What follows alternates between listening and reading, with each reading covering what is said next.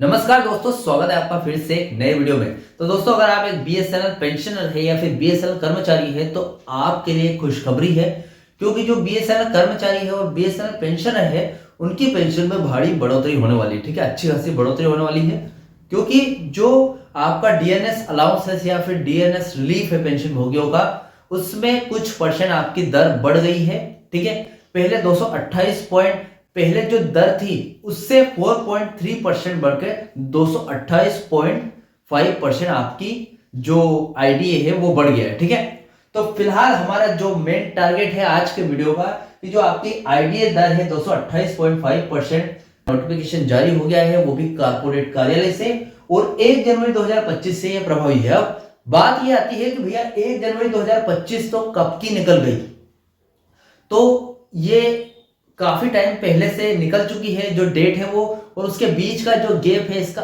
Arrear मिलेगा या नहीं, पूरी जानकारी विथ डिटेल आज इस वीडियो में आपको बताने वाला हूं। चैनल पर नए हो तो सब्सक्राइब करें। मेरा नाम है सुनील विश्वकर्मा। जानकारी यूजफुल लगे तो एक लाइक करके जरूर जाना। चलिए दोस्तों, बढ़ाते हैं वीडियो को आगे।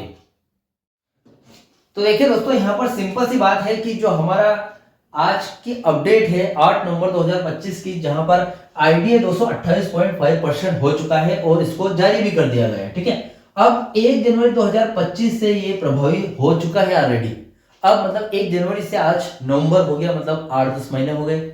8-10 महीने से में जो गैप रह गई है, जो इसका जो गैप है इसका एरिया या फिर बकाया मिलेगा या नहीं वो आगे वीडियो में देखेंगे। इसके बाद यहां पर जो भी है 1 जनवरी 2026 से 1 जनवरी 2025 से ये प्रभावी है। 228.5% जारी नोटिफिकेशन हो गया है। तो पहले आपका आईडीए कितना था, कितना बढ़ गया है, इतना बढ़ने से पेंशनर्स पर क्या असर पड़ेगा, कर्मियों पर क्या असर पड़ेगा, पूरी जानकारी पॉइंट टू पॉइंट समझेंगे। पहला पॉइंट ये है कि आईडीए क्या है वो जानना बहुत जरूरी है। उसके बाद इसका मेन टारगेट क्या होता है वो भी देख लेंगे। ठीक है, सेकंड पॉइंट आता है कितनी वृद्धि हो रही है इस आईडीए से बढ़ने से, ठीक है, आपकी सैलरी में, और फिर उसकी कितनी इंपॉर्टेंस हो जाती है या फिर इस वृद्धि का कितना इंपॉर्टेंस है वो समझेंगे। ठीक है, थर्ड पॉइंट आता है हमारा डीपीए का जो आदेश है, क्या आदेश दिया है डीपीए ने, कितने टाइम में काम हो जाएगा, या फिर इस आदेश के ऊपर बीएसएनएल क्या प्रतिक्रिया दे रही है वो समझेंगे। उसके बाद प्रोसेस कितनी बड़ी वो भी समझेंगे। ठीक है, फिलहाल चौथा पॉइंट है हमारा कर्मचारी और पेंशनर पर इसका गहरा असर होगा। तो कितना असर होता है वो समझेंगे। तो ठीक है, चारों पॉइंट एक के बाद एक समझते जाएंगे। पहला पॉइंट सबसे पहले समझ लेते हैं। ठीक है, देखिए आईडीए का अर्थ ये होता है इंडस्ट्रियल डीएनएस अलाउंस, जिसे हिंदी में औद्योगिक महंगाई भत्ता बोलते हैं। ठीक है, इसका मुख्य उद्देश्य महंगाई के असर को बेअसर करना होता है। जो महंगाई बढ़ रही है, हर दिन ब दिन बढ़ती जा रही है, इसको क्या है बेअसर करना होता है। ये अगर आपको मिल जाएगा तो महंगाई दिखेगी नहीं इतनी। ठीक है, अब जैसे जैसे कीमतें बढ़ती है, कर्मचारियों की जो परचेसिंग पावर है वो कम ना हो जाए, यह सुनिश्चित करने के लिए आईडीए समय समय पर बढ़ाया जाता है। ठीक है, जो कर्मचारी है वो जो भी चीजें खरीदते हैं, जो भी मतलब उनके रोजमर्रा के जीवन यापन के लिए, तो उसमें क्या है कि जब कीमतें बढ़ती है तो उन पर बहुत ज्यादा असर पड़ता है। ठीक है, तो इसको कम करने के लिए आईडीए दिया जाता है। ठीक है, अब यहाँ पर कैलकुलेशन का आधार देख लेते हैं। आईडीए का जो कैलकुलेशन है वो आमतौर पर उपभोक्ता मूल्य सूचकांक यानी कि कंज्यूमर प्राइस इंडेक्स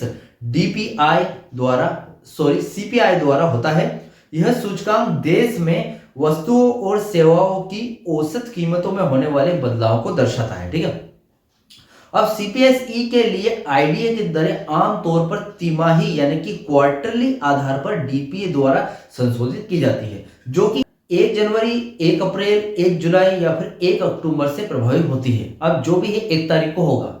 अभी 1 नवंबर हो चुका है, मतलब आगे निकल चुकी है डेट, 1 नवंबर पहले हो चुका है।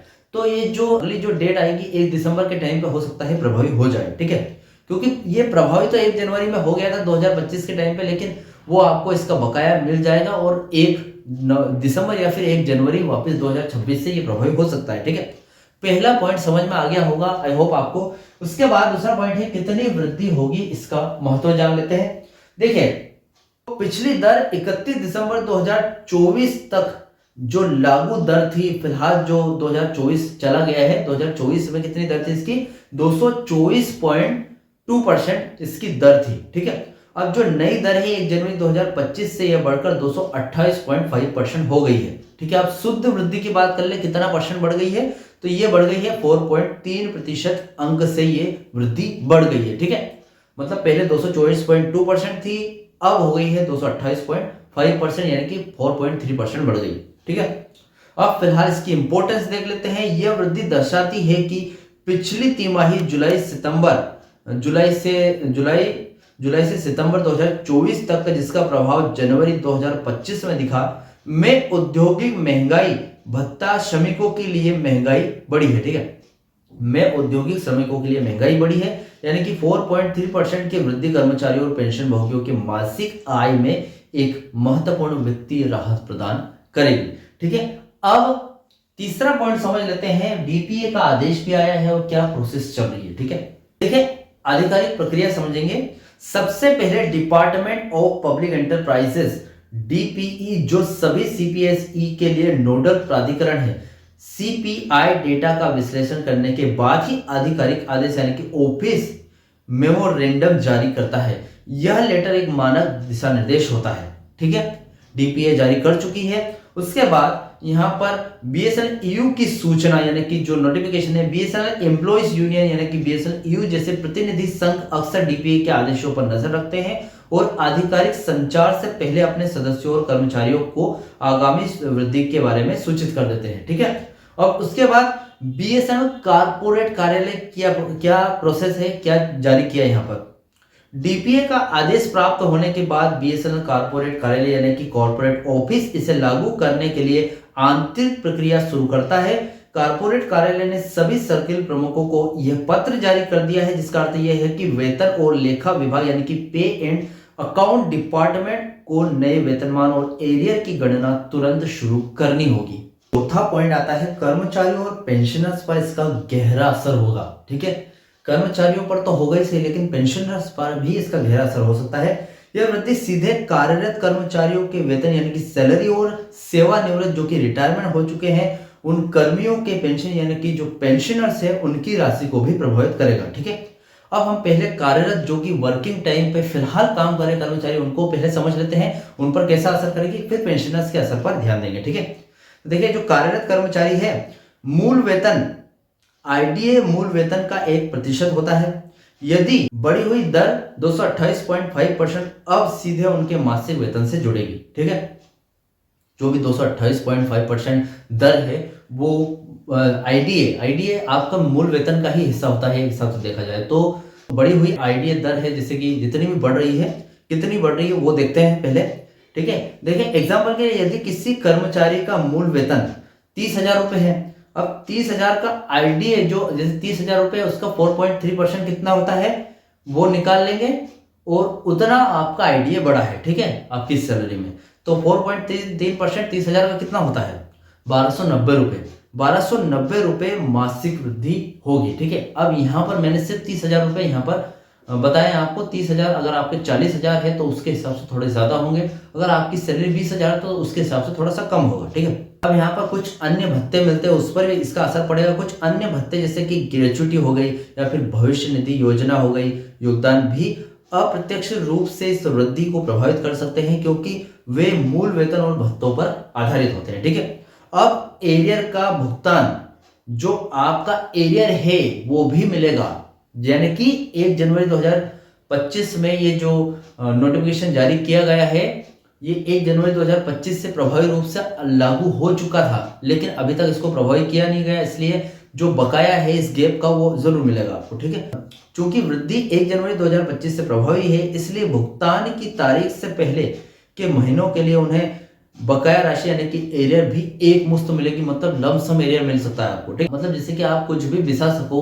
कुछ 50,000 60,000 1 लाख के समथिंग एरियर मिल सकता है, जितना भी आपकी सैलरी उसके हिसाब से। ठीक है, अब यहाँ पर इसका असर हमने कर्मियों पर देख लिया, अब पेंशन भोगियों पर इसका क्या असर पड़ेगा वो देख लेते हैं। डियरनेस रिलीफ, बीएसएनएल पेंशन भोगियों के लिए आईडीए को महंगाई राहत यानी कि डियरनेस रिलीफ डीआर कहा जाता है।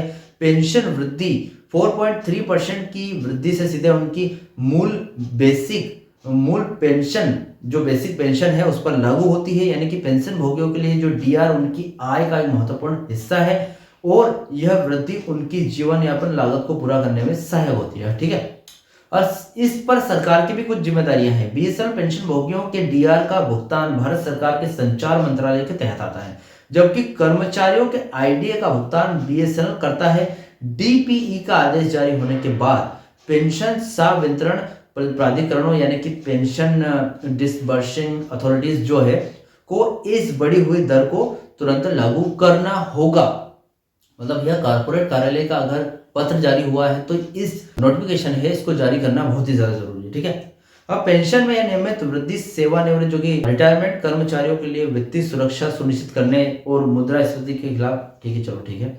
और उसके बाद अब यह स्पष्ट हो गया है कि आईडीए या फिर डीआर में वृद्धि हो गई है और भुगतान के आदेश जारी हो गए हैं। तो अंतिम चरण आपके बैंक खाते में वास्तविक भुगतान का आना, जिसमें वेतन और पेंशन के साथ एरियर भी शामिल होगा। मतलब लास्ट यही रह गया कि सिर्फ आपके बैंक खाते में आना बाकी है, मतलब जारी हो गया है। ठीक है, अब इसमें ऐसा नहीं है कि पेंडिंग है, ये जारी हो चुका है। ठीक है, अब फिलहाल हो सकता है नवंबर में तो नहीं, लेकिन दिसंबर या फिर जनवरी 2026 के टाइम पे ये एरियर और जो राशि है जो कि जितने परसेंट 4.3% बढ़ी है वो आपके खाते में आना स्टार्ट हो जाएगी। ठीक है, तो फिलहाल ये 8 अक्टूबर 2025 की अपडेट थी। इस अपडेट से रिलेटेड कोई भी डाउट क्वेश्चन वगैरह तो मुझे कमेंट बॉक्स में कमेंट कर सकते हैं। वीडियो अच्छा लगा तो वीडियो को लाइक कमेंट से जरूर करें। मिलते हैं दोस्तों नेक्स्ट वीडियो में। सी यू सून।